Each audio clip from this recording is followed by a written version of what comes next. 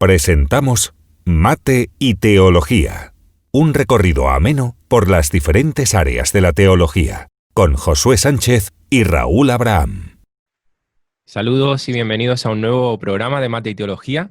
Aquí estamos una vez más con todos vosotros, un servidor Josué Sánchez, y desde Madrid, Raúl Abraham, profesor del Seminario Bíblico de Fe. ¿Qué tal, Raúl? ¿Cómo estás?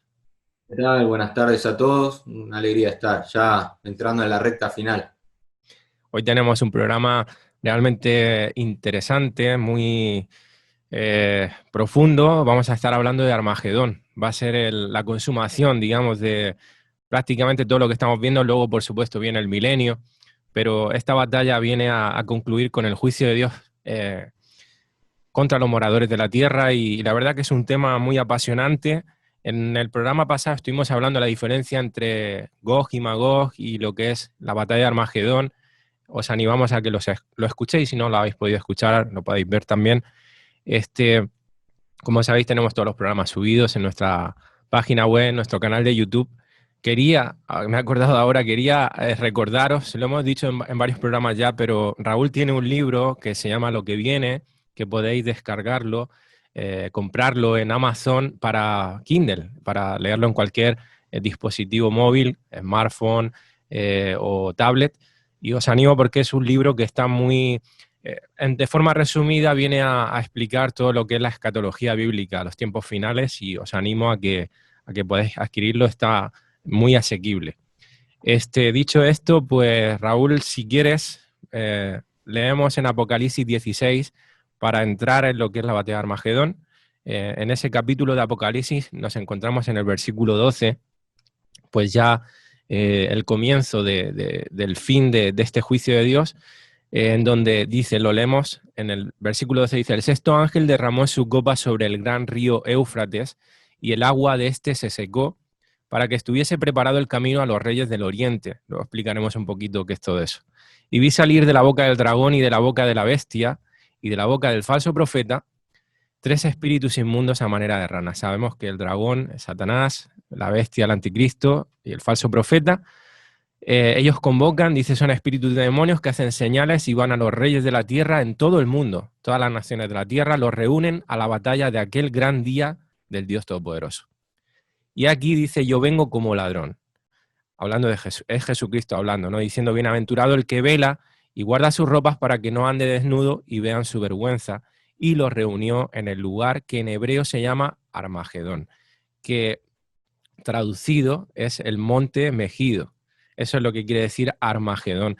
Pondremos seguramente, Raúl creo que tiene preparado unas imágenes de lo que es Megido y la llanura que se ve desde Megido, el valle de Esdraelón. Yo tuve el privilegio con 17 años de estar en ese lugar, y es un lugar espectacular con una llanura inmensa en donde, bueno, pues es que es totalmente factible para lo que la Biblia nos dice que va a ocurrir ahí, por la inmensidad del terreno y por lo grande que es. Es impresionante. En fotos ya impresiona, pero cuando estás allí te quedas alucinado directamente, y más cuando conoces las profecías de la Escritura, lo que va a acontecer allí. Es un lugar pues donde va a comenzar. No se va a desarrollar todo allí, ¿verdad, Raúl? Porque luego pasa la batalla por Jerusalén hacia el sur, llega creo que hasta Edom, si no me equivoco, pero bueno, vamos a verlo poquito a poco en el programa de hoy. Acá tenés las fotos que recién mencionabas. Un Sí, amigo que estuvo me mandó la foto, estuvo una explanada. Porque yo le decía, ¿cómo en un lugar, en un monte, se van a reunir millones de personas? claro. Porque fíjate, cuando volvemos a la profecía, bien mencionábamos recién lo que es el dragón, la bestia y el falso profeta, ¿no? Ahí tenemos que con espíritu de demonios convocan a toda la tierra. Hmm. Fíjate lo que dice, van a venir de todo el mundo. Y yo le decía, ¿cómo es posible que en un monte entre tanta gente? Y claro, es un monte que está al norte de Jerusalén, porque luego aún dice que Jerusalén será Claro. dividida en 3 partes, Sí. previo a lo que va a ser el milenio, porque el milenio, el epicentro del templo va a estar en Jerusalén. Entonces leemos también en esos preparativos, ¿no? Que Israel llegará a un momento, luego en el 19 lo vamos a ver, que Israel será dividida en 3 partes previo a ese reino mesiánico. Y él me mandaba esta foto, y ahí tranquilamente caben millones de personas. Aún Dios va a secar los ríos para que junto con esos tanques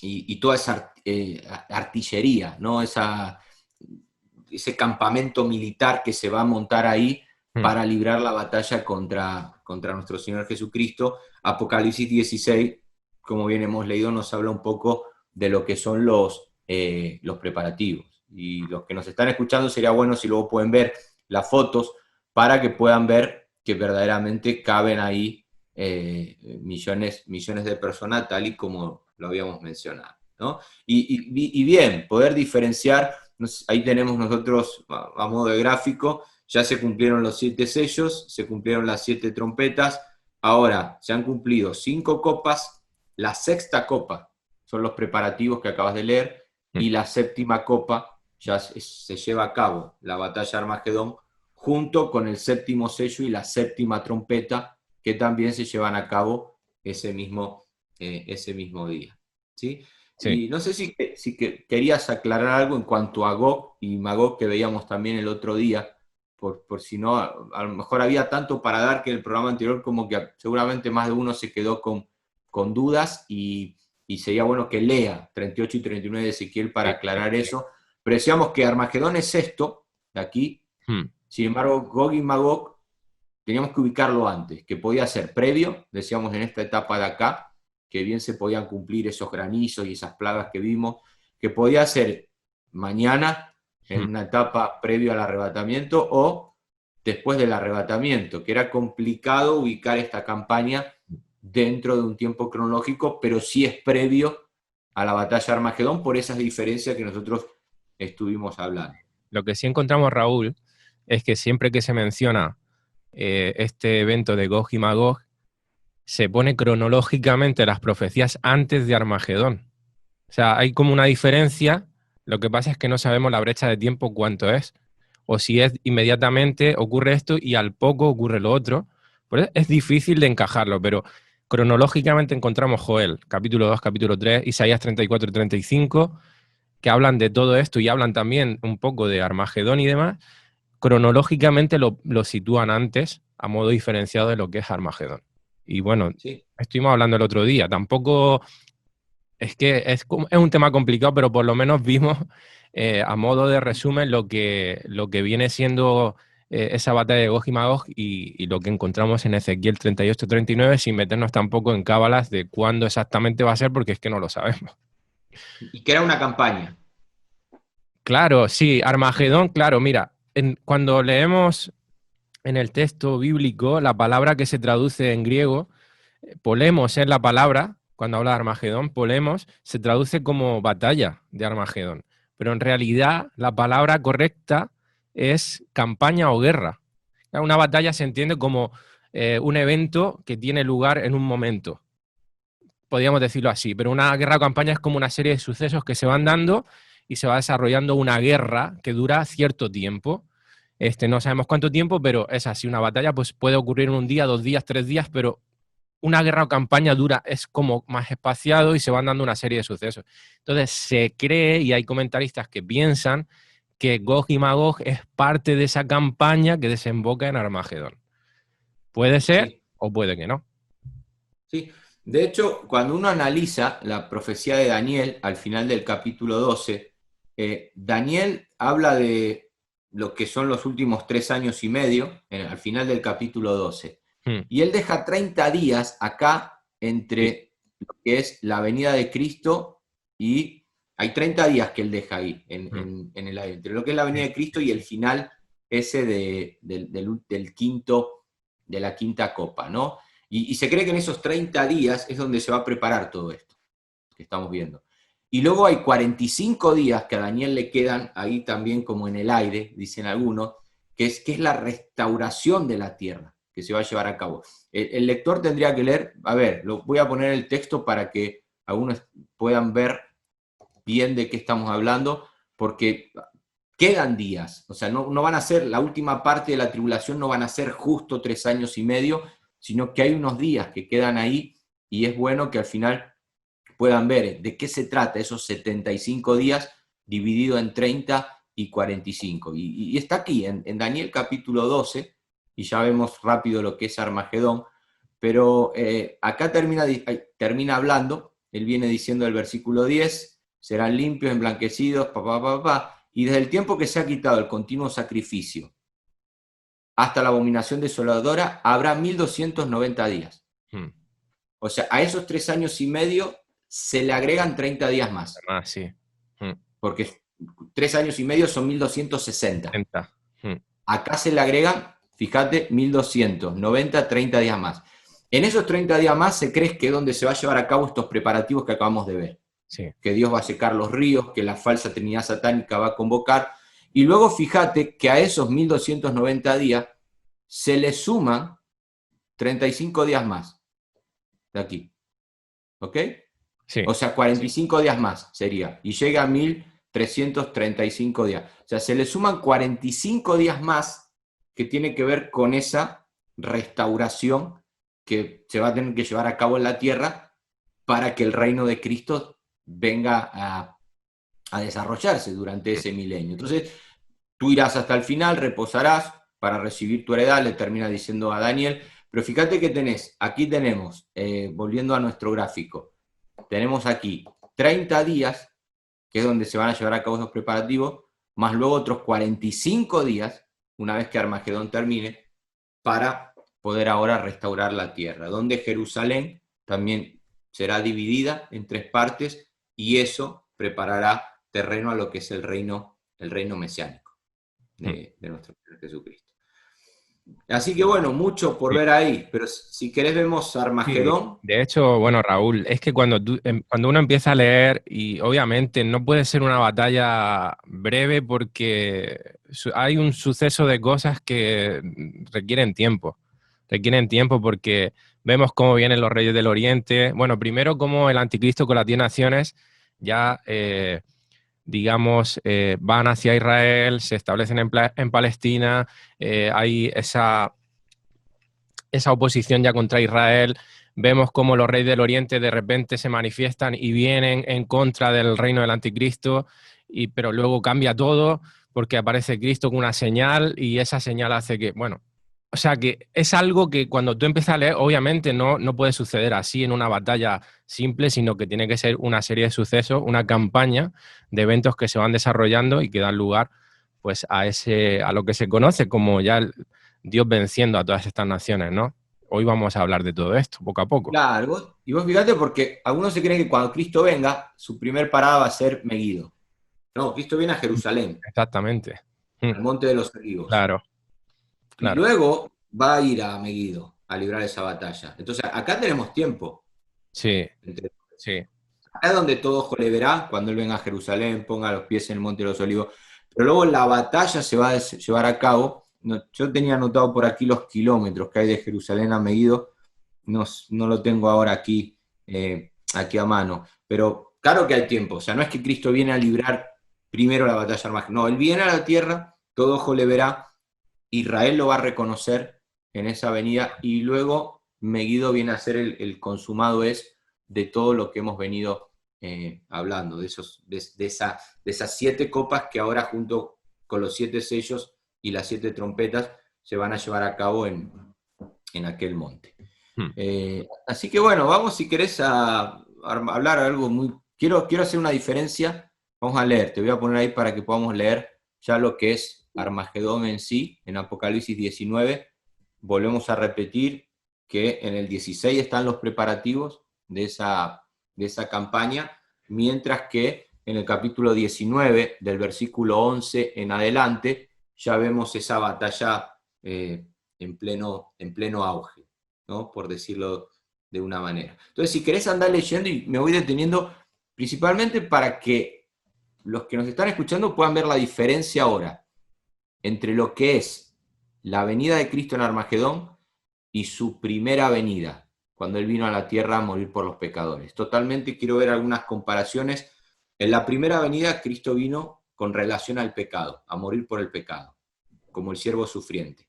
En Armagedón vamos a ver que es totalmente lo contrario, ya viene como rey. Exacto. A tomar lo que a él le pertenece, y como habíamos visto en Apocalipsis 11, verso 15, los reinos de este mundo han venido a ser del Señor Jesucristo y Él reinará por los siglos de los siglos. Tiene que ver con este día. Así que si querés andar leyendo del versículo 11, Dice, y yo voy a tener mi Biblia también aquí a mano para poder luego agregar algunos versículos más a esta diapositiva. sí, dice, entonces vi el cielo abierto y aquí un caballo blanco y el que lo montaba se llamaba Fiel y Verdadero y con justicia juzga y pelea. Sus ojos... Fíjate que no viene a morir, perdón, te voy a ir deteniendo, no viene a morir por el pecado, por los pecadores. Acá viene a juzgar y a pelear. Exactamente. O sea, no es el siervo sufriente de Isaías 53, es el final de Isaías 52. Las naciones se asombrarán. O sea, él viene ahora a juzgar y a pelear, como bien vamos a ver. Sus ojos, fíjate esta característica, eran Como llama de fuego. en la primera venida que había en los ojos de Jesús. Uno miraba a Jesús a los ojos, su primera Amor, venida. ternura, gracia. Amor, compasión, misericordia. Misericordia. Acá no hay eso. Acá hay como llamas de fuego. Mm. Acá viene enfurecido, acá viene ya a poner el consumado es a esa ira que se había llevado a cabo en esos 7 años. ¿Qué más? En su cabeza, Había muchas diademas y tenía un nombre claro, escrito. sí, perdón, te voy a ir deteniendo para Sí, poder ir sin problema. hablando de él.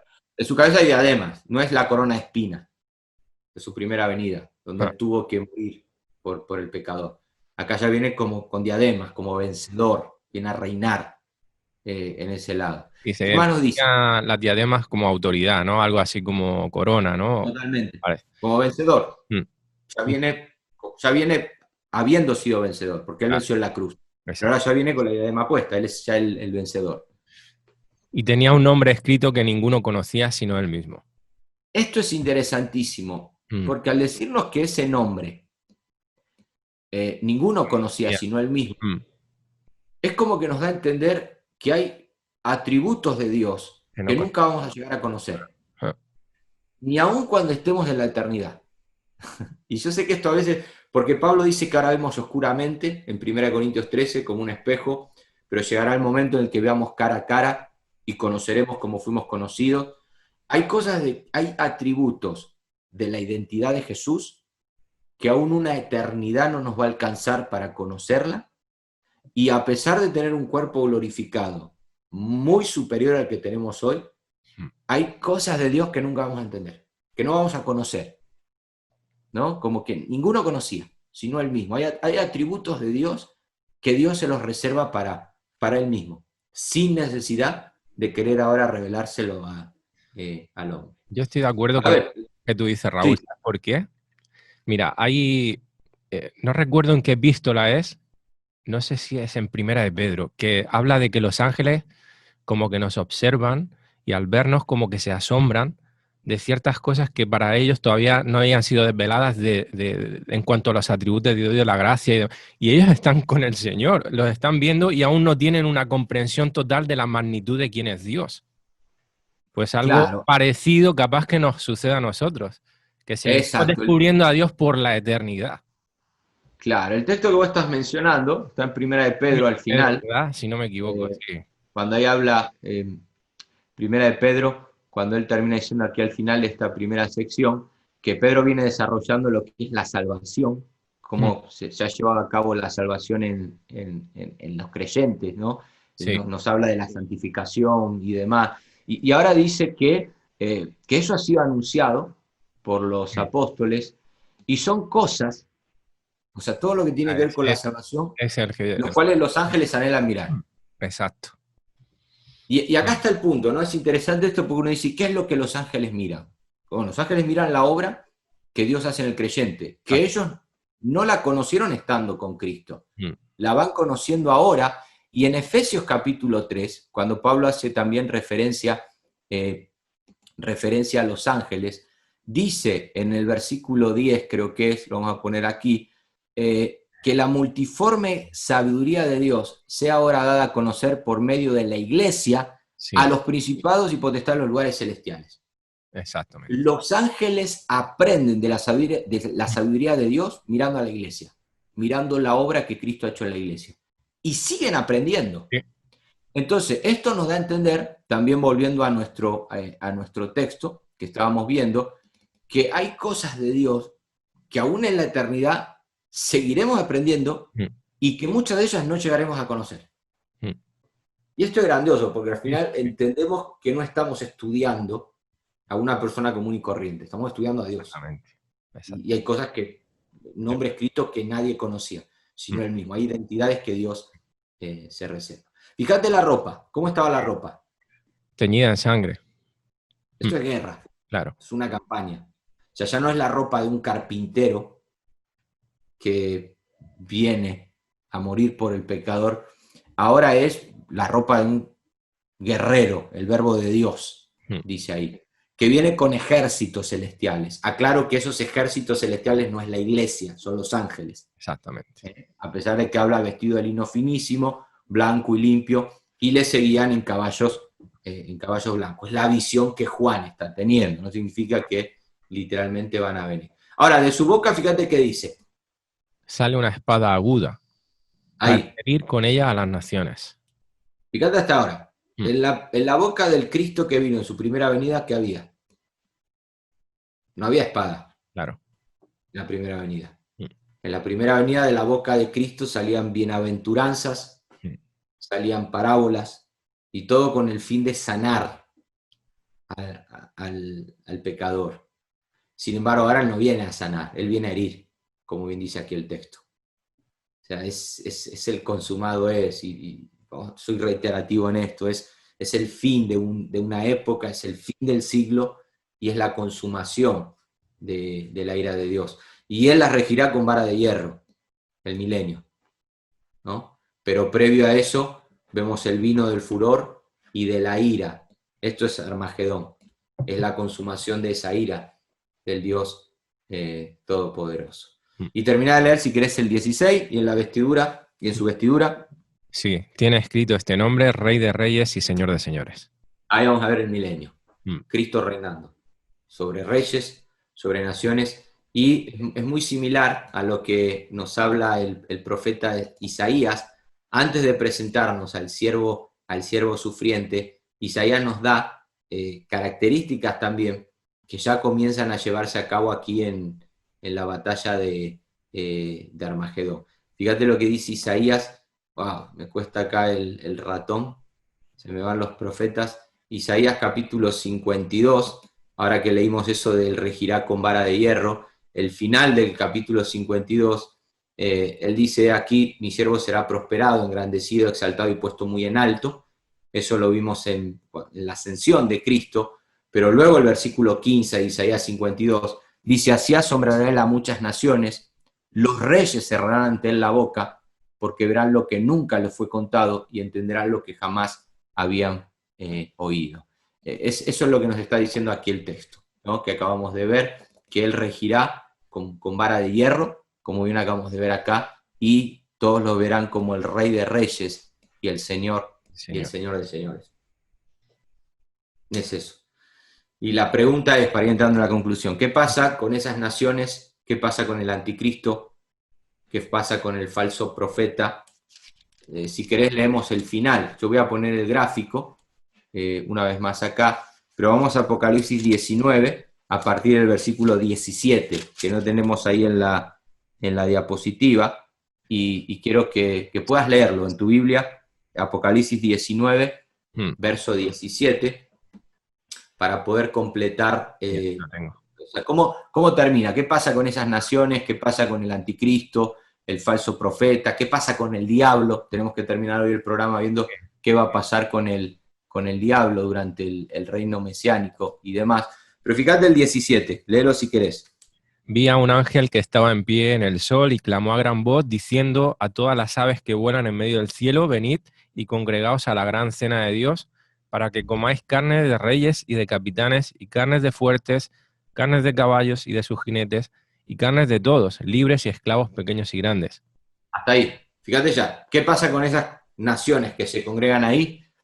Es el alimento de estos pájaros que bien habíamos dicho. Que en Gog y Magog Israel iba a enterrar 7 meses, pero aquí las aves del cielo se van a saciar. Es decir, nos está hablando de que van a morir. Por eso como que le dice a las aves, hay comida, ¿no? Y esa comida tiene que ver cuando Cristo venga a librar esta batalla y finalmente ponga fin a ese pecado. Ahora, fíjate el 19, y yo voy a ponerte el gráfico de siempre para que podamos ver ¿Qué pasa con el anticristo? ¿Qué pasa con el falso profeta? ¿Y qué pasa con Satanás en ese periodo? Fíjate el verso 19. Vi a la bestia, a los reyes de la tierra y a sus ejércitos reunidos para guerrear contra el que montaba el caballo y contra su ejército. Y la bestia fue apresada. Y con ella Hasta ahí un momento. Mm, Esperá. La bestia fue apresada. sí. Ya tenemos que la bestia es el anticristo. Mm, ¿Te acuerdas que habíamos visto, no? sí, sí, ¿Qué sí. más dice? Con ella el falso profeta que había hecho delante de ella las señales con las cuales había engañado a los que recibieron la marca de la bestia y habían adorado su imagen. ¿Sigo? Sí, estos dos. Fueron lanzados vivos dentro de un lago de fuego que arde con azufre.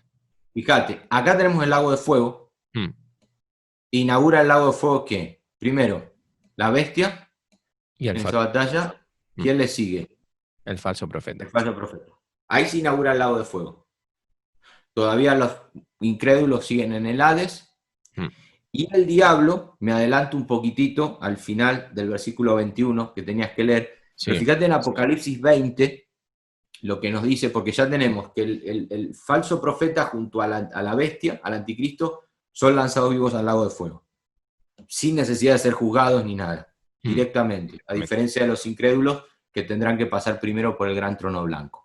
Ahora, el capítulo 20 de Apocalipsis, verso 1, fíjate qué pasa con el diablo. Dice, y vi a un ángel que descendía del cielo con la llave del abismo y una gran cadena en la mano, y prendió al dragón, la serpiente antigua que es el diablo y Satanás, y lo ató por 1000 años. ¿Sigo? Verso 3, Y lo sí. arrojó al abismo y lo encerró y puso su sello sobre él para que no engañase más a las naciones hasta que fuesen cumplidos 1000 años. Y después de esto debe ser desatado por un poco de tiempo. Fíjate, el diablo va a ser atado en el abismo Mm, durante 1000 años. O sea, no va a ser echado al lago de fuego. mm. Va a ser atado en el abismo. Se van a llevar a cabo esos 1000 años aquí en la tierra, que habíamos explicado que puede ser un periodo largo. Y al final, aquí, ya llegando al final del milenio, fíjate lo que dice el 27 de Apocalipsis. Cuando los 1000 años se cumplan, Satanás será suelto de su prisión. Pero hasta ahí. Por eso leíamos que en el 23 al final Mm, debe ser desatado por poco tiempo. El 23 nos dice que será, después de los 1000 años será desatado por poco tiempo. mm. Ahora, el 27 nos dice, cuando los 1000 años se cumplan, Satanás será suelto de su prisión. Por supuesto que es Dios el que lo va a soltar. Y verso 8, Y saldrá a engañar a las naciones que están en los 4 ángulos de la tierra, a Gog y a Magog, a fin de reunirlos para la batalla, el número de los cuales es como la arena del mar. fíjate que dice Gog y Magog, pero no es la Gog y Magog que vimos aquí. Va a ser algo similar. Es una metonimia que aparece ahí como Gog y Magog. ¿Por qué? Porque la batalla de Gog y Magog marca un precedente de esta batalla final que se va a llevar a cabo en Israel. O sea, fíjate lo que dice, los va a traer de todos lados para reunirlos para la batalla. O sea, Satanás después de 1000 años saldrá a engañar durante poco tiempo. De hecho, engañará a muchos. Habla de que el número de los cuales es como la arena del mar, dice el versículo 8. Y pasa algo similar a Gog y Magog. Fíjate lo que dice el verso 9. Y subieron sobre la anchura de la tierra y rodearon el campamento de los santos y la ciudad amada, y de Dios descendió fuego del cielo y los consumió.